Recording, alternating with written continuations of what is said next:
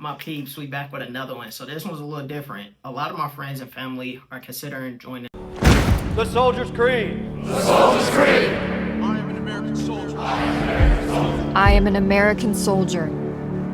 There's videos out there, but I'm assuming they can't tell the full truth just because they're still in their units.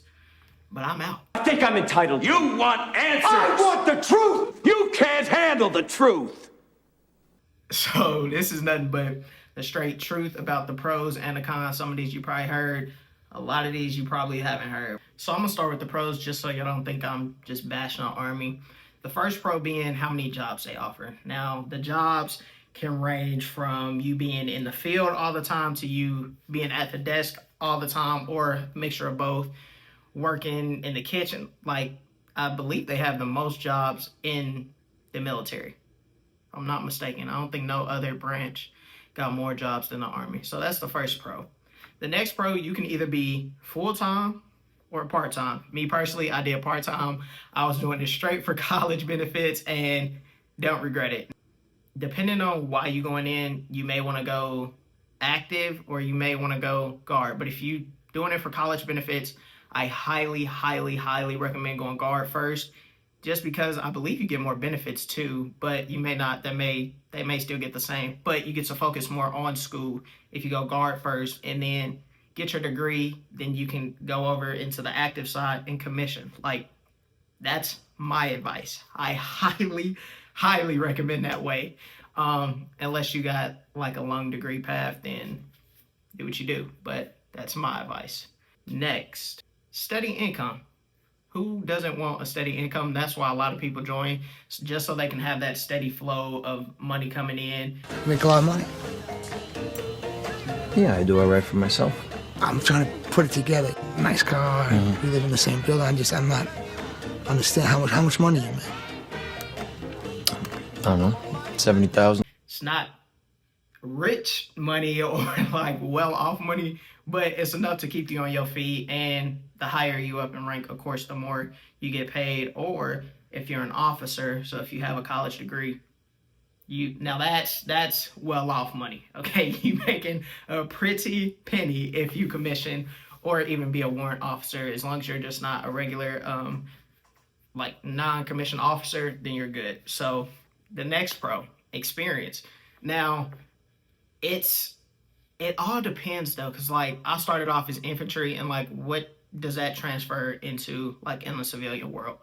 Police, like things like that. So it honestly depends what you do, but I did go ahead and switch over to a dental assistant, even though I don't do neither one of those things on the civilian side and never had no interest of doing them on the civilian side. But just that's another thing to think about when you're joining. But even no matter what job you pick, as long as you got that military background, it looks good on your resume regardless. No matter, even if you was a cook, there's a way you can finagle it on your resume and make it look flawless. Okay, so that's another pro. And of course, in my opinion, the biggest pro, and probably either, if not the biggest, the second biggest reason why most people join the military, the benefits.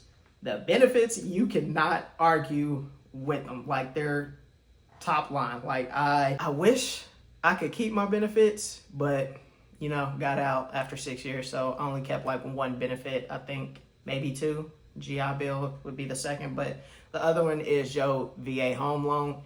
That stay with you. I think all you got to do is 3 years minimum. I could be lying. I could be. You may need 6. I don't know. But VA home loan, that stay with you. So that's another pro. And the benefits while you're in school, healthcare, I don't know. It's so many. Just trust me. Benefits, top notch. You can't beat it nowhere. And also, if you have a baby, which I didn't know, it's completely free. I didn't know how much it costs to bring a child into this world. But if I ever come into like a hardship, I will be re-enlisting just for that benefit. But fingers crossed that I never have to do that. But let's go ahead and get into these cons. The good old cons of joining the Army. Now, the list ain't crazy long, but it also ain't short.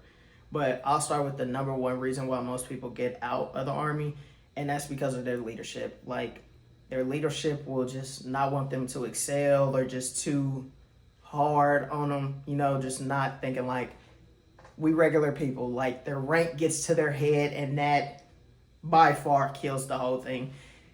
That was part of the reason why I got out of infantry.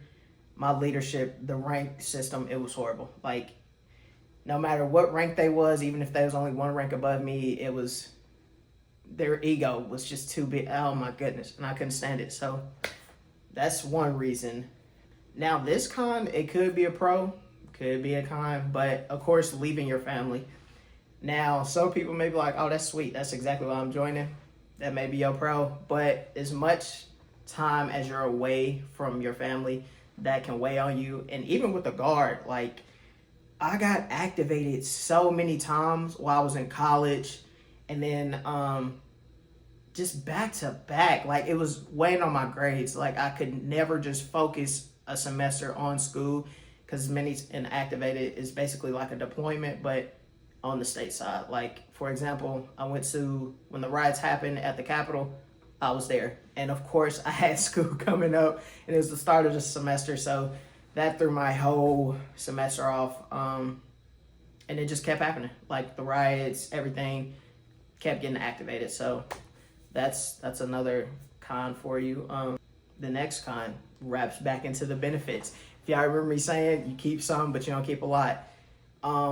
You go in, you getting all these benefits, it's great, but you're like, all right, I'm ready to move out, or move out the army or military, whatever you're choosing to do. Your benefits, they're gone. Like they snatch everything, which I get to a certain extent, but at the same time, I feel like you should be able to keep at least like college benefits or something like that. But the only way to keep your benefits is doing a full 20, and that sucks. Okay. The next con I would say is mental health. Now they say they focus on mental health. Like I get it. They say that, the higher ranks say it, but in all honesty, the more grunt work you do, the less mental health like they focus on. And that's the people who need it the most. The people that's out in the field, getting deployed, all that, they need the mental health focus more than like other people, you know, in my opinion. Now, I'm not saying they don't deserve it, but that's just something that they lack, in my opinion. I see a lot of people go through a lot of different depressions, anxiety, and just the whole nine of mental health. So that's something that they lack. Probably, I don't know if the whole military lacks it, but I'm speaking on the Army in itself. So that's another con. Another big con, which I don't know why I didn't lead with this, but no calling off. No, it's really rarely any sick days, and no quitting. Hey, Paulie, what's up? No, no, everything's fine. Hey, listen, I quit. Like, you're in it. That contract, you are in it. And some people may be like, oh, this is great when they first join. And in a year, and they're like, man, this sucks. I'm ready to get out. I'm ready. And all you can do is just hope and wait on the day you get out. Like, no matter, there's this, for example, I'll give you a perfect example. I was sick as a dog, okay? And I work around patients, like other people, when I was a dental assistant, but I was like so sick. And they would not let me come in late, call off, nothing. So I'm just sitting there coughing the whole time, sick, lingering, like, oh my goodness, headache. It was horrible. And I get it. It's the Army, tough up, but it's like, come on. You literally see I'm sick. At least let me go home. Like, this is, but nope. Now, you can go to sick hall, and that's rare. It just depends. Unit, whole thing, leadership. That's really all the cons that I could think of. Well, the big major ones. There's 1,000 little cons. But I do want to leave y'all off with something, and that's just really know why you join in and what to consider. That whole, oh, you're joining a fight for your country, that applied more back in the day. This day and age, no. I don't care what you say. You can argue with yourself in the comments, but fighting for your country, that was definitely more of a back in the day thing. This day and age, it's more political, like more for corporations, I would say, like money-wise. It's not, oh, you're fighting for this person's freedom, and that, I hate that illusion. I truly, truly hate it, and I will go into more detail about it, but I can't. But from somebody that was in it, trust me, that is not the big thing no more. I don't know why that is. Also, what's to consider, you don't got to join the Army.